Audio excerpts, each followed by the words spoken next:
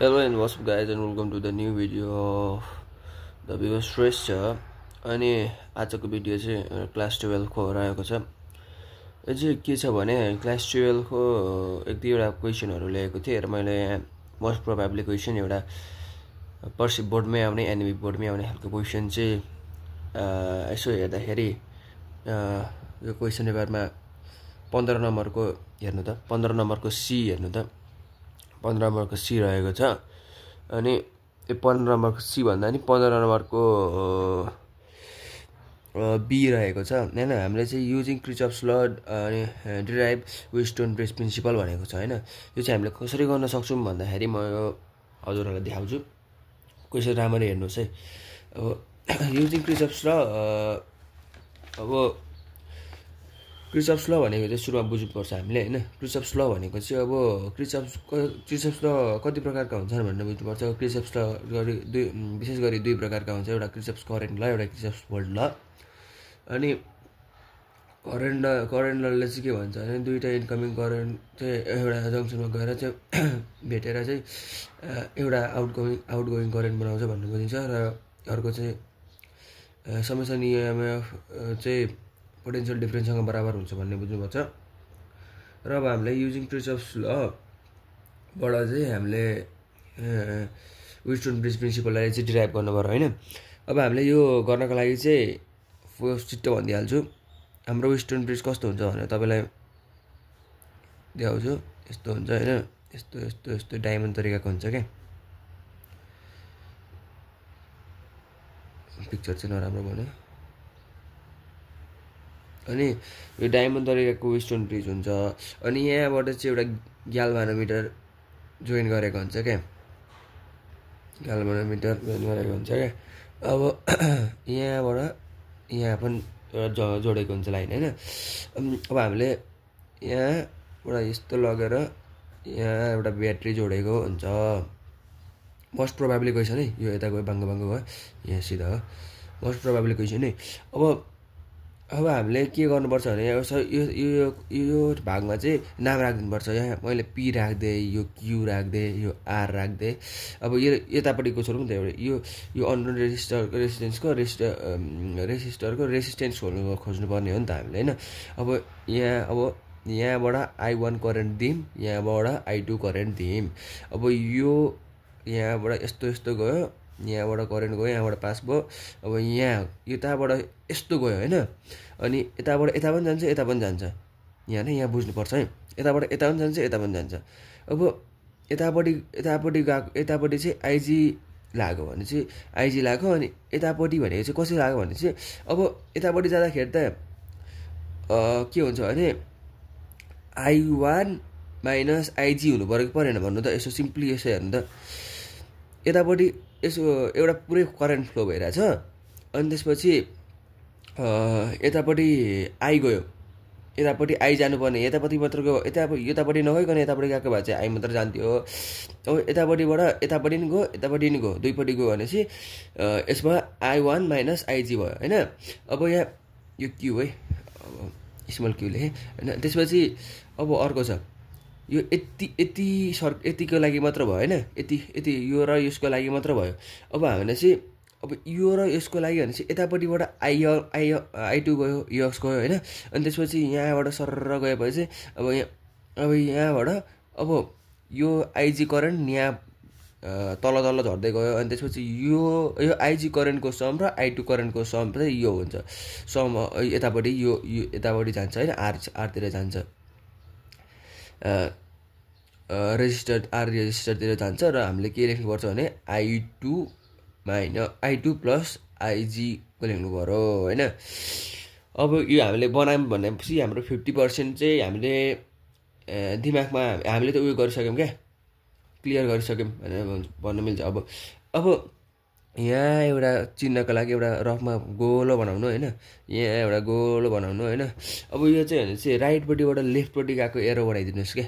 यो यस्तो आयो भने चाहिँ राइटपट्टिबाट लेफ्ट गएको एरो एन्टी क्लकवाइज भन्ने हुन्छ। त्यो भनेर बुझ्नु पर्दैन, त्यो बुझ्दै घाँडो हुन्छ हैन। त यो बनाइदिनु भयो हैन। अब यो यति लुपलाई हेर्नुपर्छ। सुरुमा यतिवटा लुपलाई हेर्नुपर्छ हैन, यतिवटा भागलाई। अब यसमा के हुन्छ भने अब यहाँबाट हेरौँ ल। अब हाम्रो एरो त यस्तो गइरहेछ होइन, यस्तो गइरहेछ, हाम्रो यतापट्टिबाट गइरहेछ।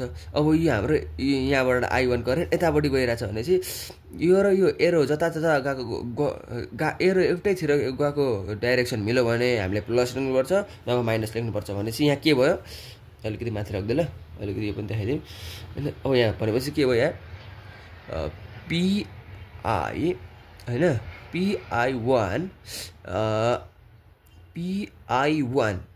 भनेपछि यो माइनस PI1 हुन्छ। किन भन्नु त, यो हाम्रो एरो यतापट्टिबाट गएको छ तर यो अपोजिट डिरेक्सनमा गएको छ एरो होइन। सो हामीलाई PI1 भयो। अनि त्यसपछि हाम्रो तलतिर जाँदाखेरि चाहिँ हाम्रो सेम डिरेक्सनमा गएको छ यो एरो भनेपछि प्लस हुन्छ यहाँ होइन। प्लस र माइनसको चाहिँ ध्यान दिनुपर्छ हामीले, प्लस हुन्छ। अनि यहाँ के हुन्छ भने I2 हुन्छ। अब फेरि यहाँ अब यतापट्टि यो यस्तो गएको छ होइन, यस्तो गएको छ होइन एरो, तर यहाँ ग्याल्भनोमिटर IG करेन्ट चाहिँ तलतिर गएको छ, त्यो माथितिर गएको छ, यो तलतिर गएको छ भने चाहिँ यहाँ माइनस भयो। बुझ्नु हुँदैछ नि? बुझ्नु भएन भने कमेन्टमा भन्नुहोस्, म सबै क्लियर गरिदिन्छु होइन, पर्सनली रूपमै। ल IG करेन्ट यहाँ गयो होइन, अनि =0 लेख्यो। अनि त्यसपछि अर्को हेरौँ है, अर्को यहाँ तपाईँले देखाउँछु। यहाँ अब यो हामीले यतापट्टिको त सक्यौँ होइन, अब यतापट्टिको बाँकी छ होइन हामीले। अब यतापट्टिको बाँकी हुँदाखेरि अलिकति मिलेन क्यामेरा ल। अब के हुन्छ भने यो हेरौँ है, यो सिम्पली हेरौँ। अनि त्यसपछि यो अब तपाईँहरू गर्नु, अनि म आएन भने यहाँ सट्टा हेर्नु न, भइहाल्छ। अब यहाँ सट्टा आयो, यतापट्टिबाट गएपछि माइनस IG माइनस I1, यो I1 है कस्तो, माइनस IG अनि यता गयो, अनि चाहिँ प्लस IG भयो। अनि त्यसपछि यहाँ पनि प्लस भयो, प्लस I2 प्लस IG भनेपछि =0 भयो। अब हाम्रो कुरा आयो 70% सकिसक्यो है हामीले गर्ने भनेको। अब यहाँ बाँकी छ भनेपछि यो दुईवटा छ नि त, यो दुईवटा होइन, यो दुईवटामा वेन यो ल्याङ्ग्वेज चाहिँ मैले लेखिनँ, ल्याङ्ग्वेज लेख्नुहोस् होइन, ल्याङ्ग्वेज मिलाएर लेख्नु न।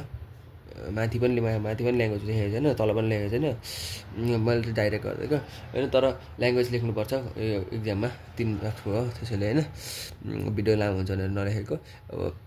अब IG =0 हुँदाखेरि हाम्रो योलाई चाहिँ के हुन्छ भने, यो चाहिँ के गर्नुपर्छ भने यसलाई इक्वेसन I मानौँ, यसलाई इक्वेसन II मानौँ होइन।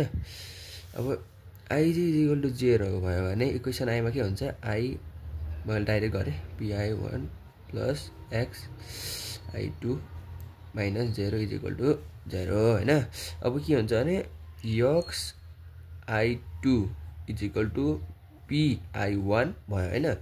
अब I1 by I2 I1 भनेको के छ, I1 भनेको यो छ होइन, I1 by I2 भनेपछि I1 by I2 P/X भयो, हो कि होइन भन्नु त। अब यो I2 यता तल जान्छ होइन, I2 तल जान्छ, P यता जान्छ, X माथि रहेछ, यो भइगयो होइन। यसलाई इक्वेसन 4 मानौँ होइन, इक्वेसन 3 मानौँ, I मानौँ न होइन। अनि त्यसपछि अर्को भनेपछि अब अर्को इक्वेसनलाई चाहिँ अब इक्वेसन नम्बर 2 लाई चाहिँ फेरि IG =0 हुँदाखेरि यो IG चाहिँ 0 हुन्छ भनेर चाहिँ हामीले ग्याल्भनोमिटर त्यो यो IG चाहिँ 0 हुन्छ क्या, त्यो ग्याल्भनोमिटर यताबाट तल जाँदाखेरि। सो हामीले त्यो IG =0 मान्नै पर्छ क्या होइन। अब IG =0 इक्वेसन 2 मा गर्दाखेरि कति हुन्छ, इक्वेसन 2 पनि देखाइदिउँ न, इक्वेसन 2 होइन। अब यहाँ लेखौँ है, IG =0 minus I1 minus IG भनेको कति हो, 0 होइन। अब यो मैले चाहिँ यहाँ माथि तपाईँले नोटिस गर्नुभयो कि भएन, माथि मैले मिस्टेक गरेँ, यसमा Q पनि थप्नु पर्थ्यो, अनि यसमा R थप्नु पर्थ्यो होइन। R स्मल R लेख्दिउँ, R थप्नु पर्थ्यो। यो सबै लेख्ने हो क्या, यो R यो Q यता देखेन, यो R यो Q सबै लेख्ने हो क्या एकैचोटि। सो अब यो हेर्नुहोस्, भिडियो पनि लामो भइसक्यो। अब टक्कसँगले यो डाइरेक्ट उयसो गर्ने, अनि त्यसपछि यो 0 लेख्ने, अनि त्यसपछि योको होल R हो नि त होइन। अब यसलाई त यस्तो लेख्ने, अनि होल R हो कि के हो, R होइन Q हो होइन। अनि होल Q हो प्लस IG भनेको के हो, 0 हो, प्लस R अनि यो के हो I2 plus 0 is equal to 0 होइन। यहाँ के आयो minus I1 Q plus R अनि त्यसपछि plus R2 is equal to 0 भयो। अनि अनि त्यसपछि I1 बाई I1 होइन, त्यसपछि I2 is equal to I1 Q आयो, किन भन्नु त।